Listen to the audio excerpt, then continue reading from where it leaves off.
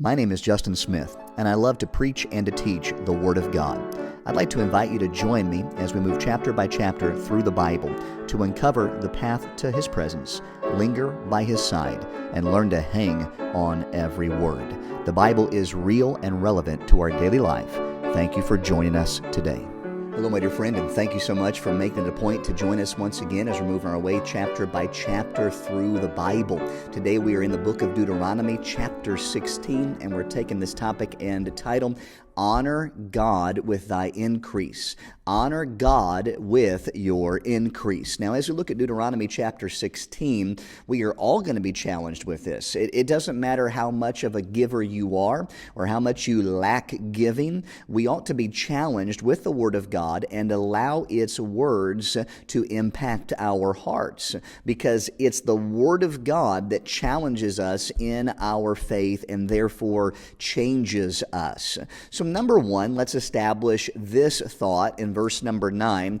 God gives instruction and wisdom because of that instruction. Notice what it says in verse number 9 of Deuteronomy 16. 7 weeks shalt thou number unto thee. Begin to number the 7 weeks from such time as thou beginnest to put the sickle to the corn.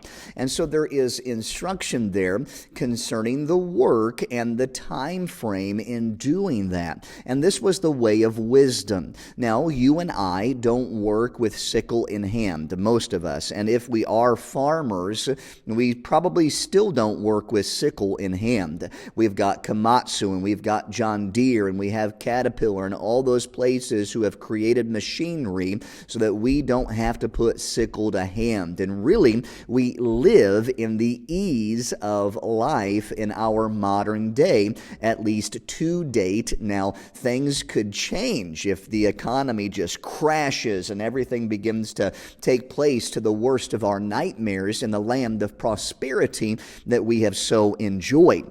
But as we consider the hard labor that these people were going through, they had a specific number according to the wisdom of God. Now, all of this is establishing honor God with your increase. Notice a second point found in verse number 10, stay faithful to God's gatherings. And thou shalt keep the feast of weeks unto the Lord thy God with a tribute of a freewill offering of thine hand, which thou shalt give unto the Lord thy God, according as the Lord thy God hath blessed thee. And so here you see the numbering by way of wisdom that allows then the person to stay faithful to God's gathering. And the gathering was a particular feast of weeks unto the Lord. There was a desire for that person to be in attendance. Therefore, God gave the instruction for that person to be in attendance. Number 7 weeks that they'll put the sickle in thine hand. That way you can be faithful to the feast of God. Which leads to a third thought as we read, offer your free will offerings. At the end of verse number 10, we reminisce with a tribute offering of a free will offering of thine hand, which thou shalt give unto the Lord thy God. Here it is, according as the Lord thy God hath blessed thee. How has God blessed you recently? Recently, the Lord added unto us some monthly support. And we came across another missionary who was in need, and that very first support check that came through to us, the Lord laid it on our hearts to give unto this particular missionary as a one-time gift, thus being obedient to what God wanted us to do, with an opportunity to take care of somebody in need, which also goes hand in hand with the last chapter that we looked at. Not saying that that person is poor by any means, but he definitely had a need as a missionary, and God blessed us, and so he brought a free will offering before the Lord. Now, how we bring it is totally different than how they brought it in their day. What we bring is oftentimes different today than what they brought, but I have have been places in this world as I have traveled where the offerings at the front of the church were baskets full of rice. And it was a free will offering given, and the pastors would take them, and the pastors would utilize the gifts that were given.